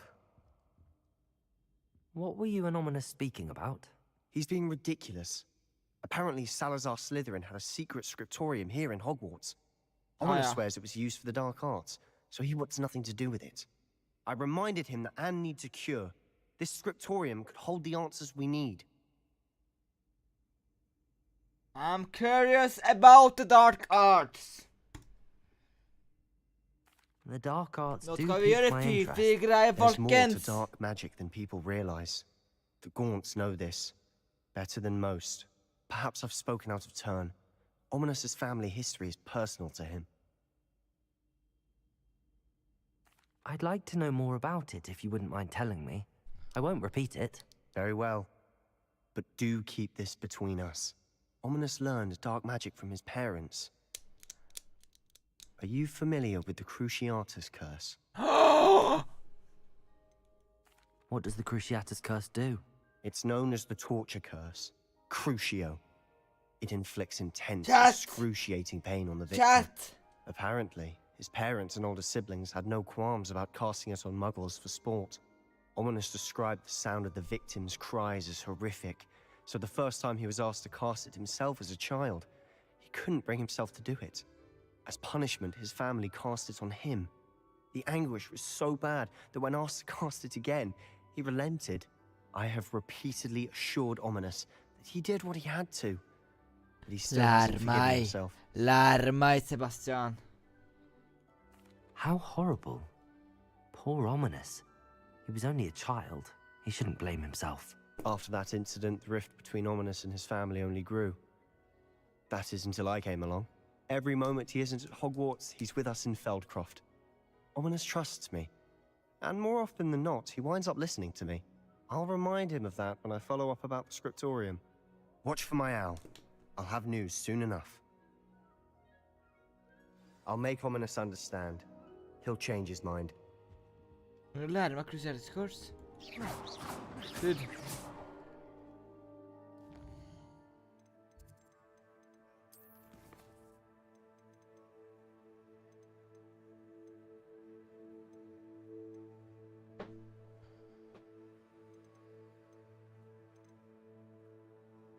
Ok, nå orker jeg ikke mer, folkens. Sorry, jeg er veldig vondt.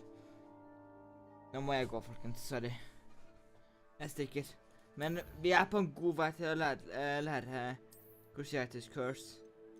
Så det er nice. Men jeg stikker nå. Sorry, jeg har så jævlig vondt, Frexy. Men ok, jeg skal prøve å se om jeg får det cursen snart. Handy resource indeed, your field guide.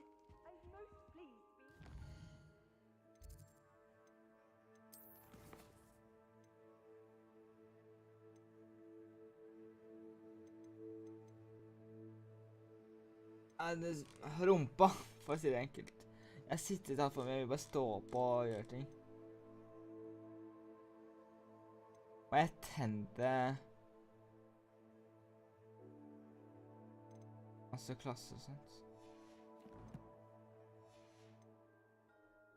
Hvis jeg nå tar F-weight. Nei, jeg gjør ikke det, Ghost Brothers. Jeg bare går og legger meg, egentlig. Spiser mat og går og legger meg.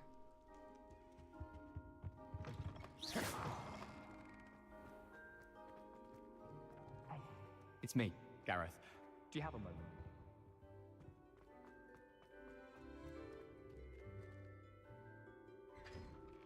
Der. Venter bare på questen til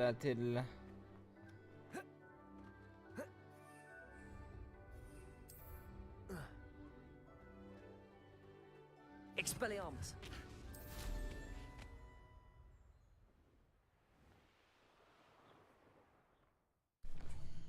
Kommer han ikke snart?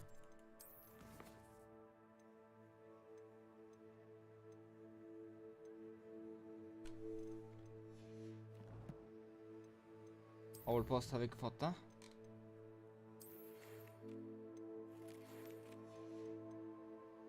Sebastian.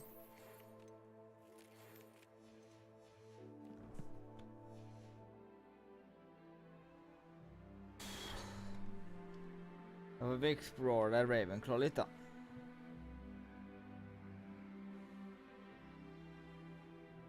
Dette er Ravenclaw-taket, faktisk.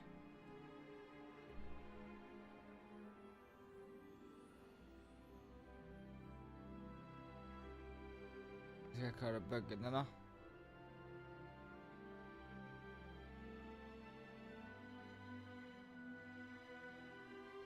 Det ser ikke sånn ut. Dæven, Hogwarts er så fint.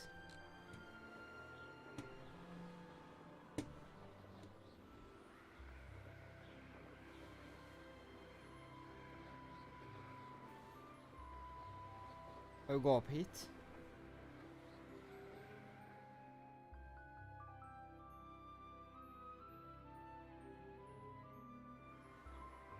Nei vel, det kan vi ikke det.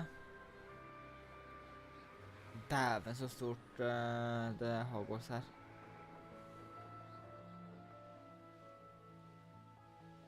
Vi kommer oss opp, vi kommer oss opp, vi kommer oss opp, vi kommer oss opp.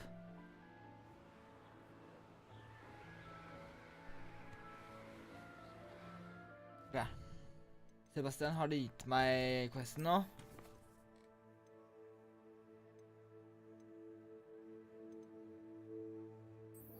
Ja, vi må gå dit. Okay, on map.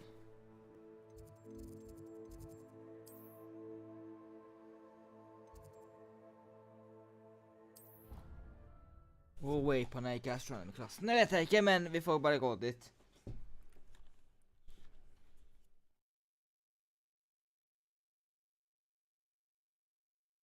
I doubt Scrivener would stand for that.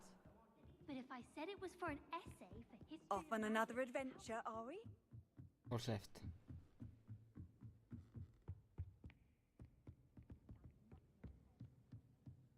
Dette er remove requirements her oppe.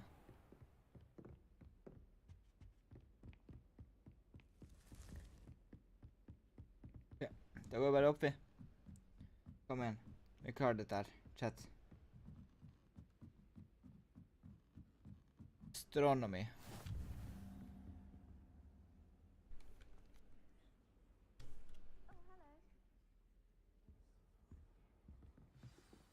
Digging quest. Ja. And your reading is the dragon. Og de spiller, That's exciting, I suppose. Hva heter det? Perhaps you're due for an Taro, eller hva adventure. det heter.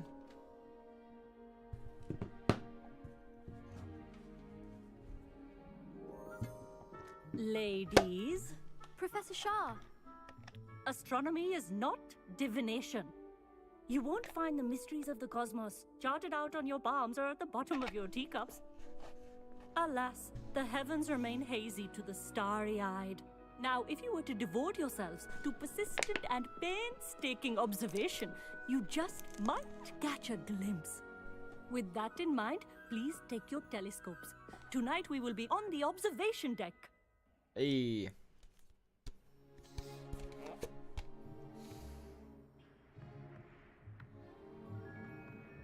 Still don't have your own?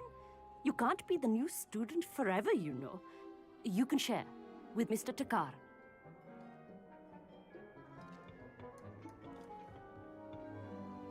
Here, I can adjust that for you. No, bring it into focus on your own. Det er godt. Bare sett bare til fokus.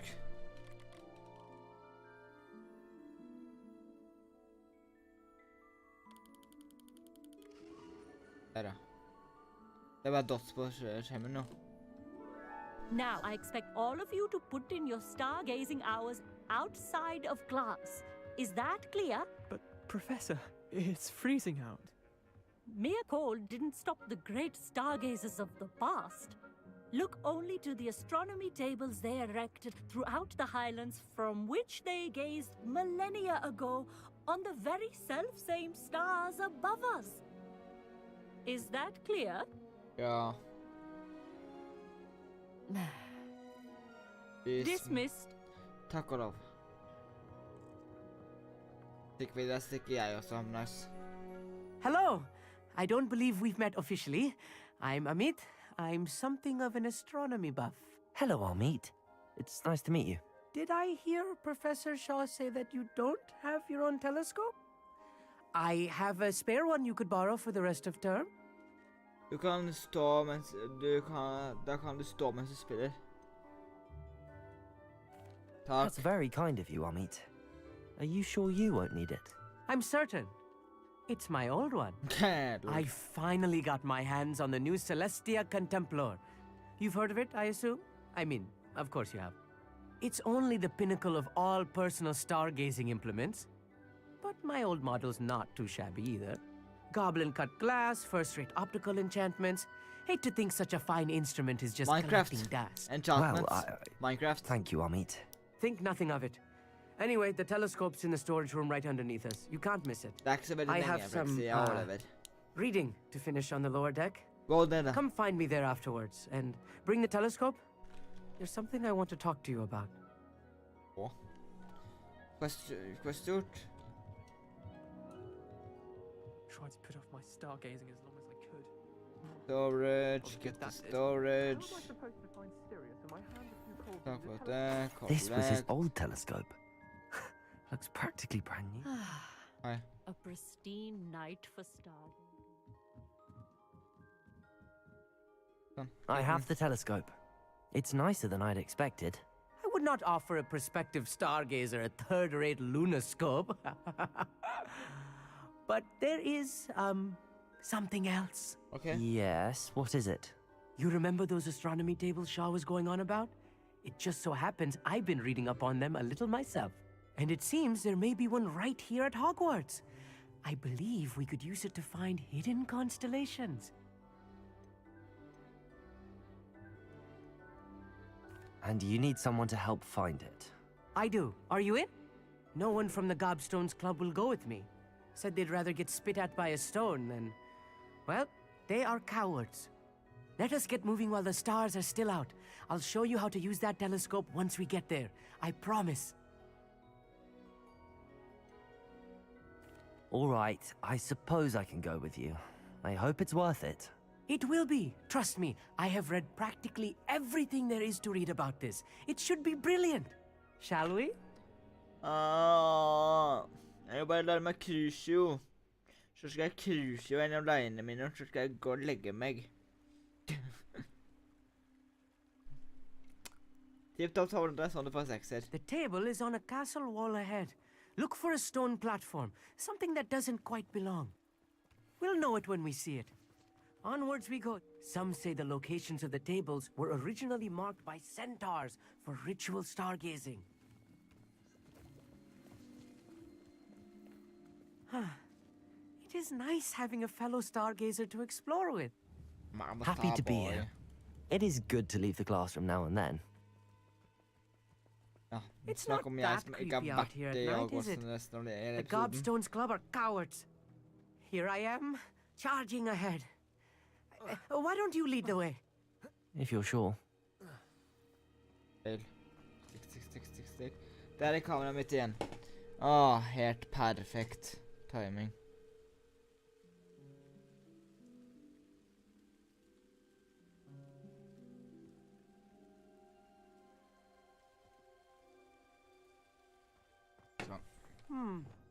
A little foreboding.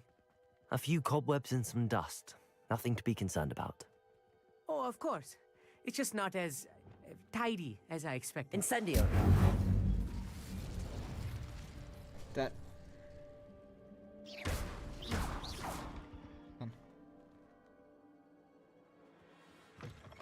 There. In heat. Incendio. More cobwebs. You don't think any spiders might be lurking about? Oh no. Amit, could I ask you something? Oh, certainly. Where precisely is the table we're looking for? According to an old astronomer's chronicle I found in the library, it may be somewhere along the castle wall. Actually, that's all I wanted to know. Yeah. Oh, very well then.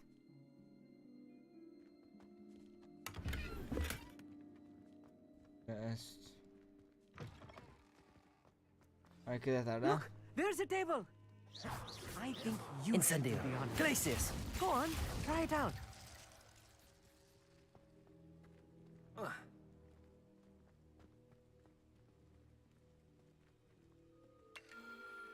The constellation should appear near the center of your view.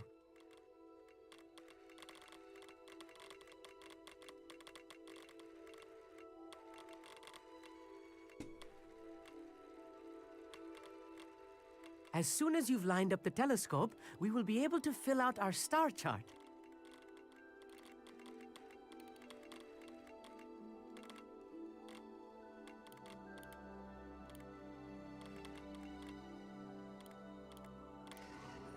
There. Let's go. Lyra. Lyra these nuts. I was right about the tables. They really are gateways to the far stars, just as the book said. Ja da. And your contribution was invaluable. Rest assured, you shall be credited in my memoirs one day. Takk. Thank you, Amit. I look forward to reading them. And I look forward to writing them.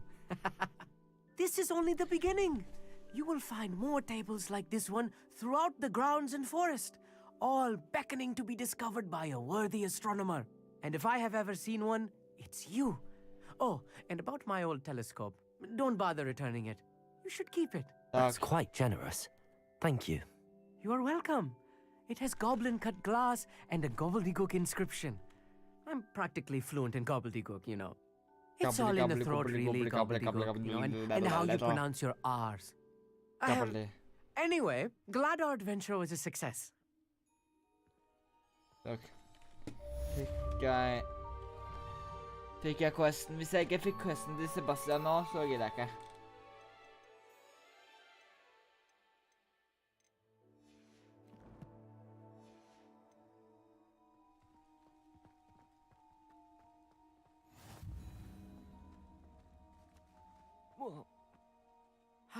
Never do get tired of seeing the astronomy tower at night.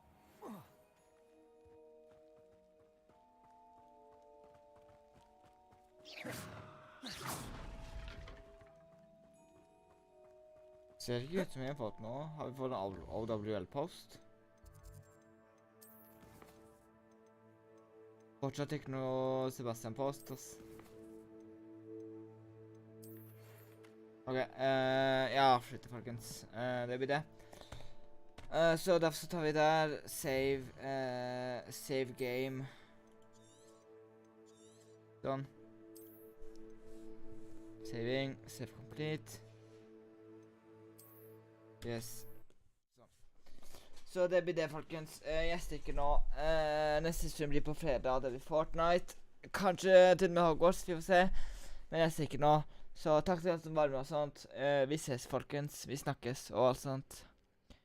Ha det bra, folkens.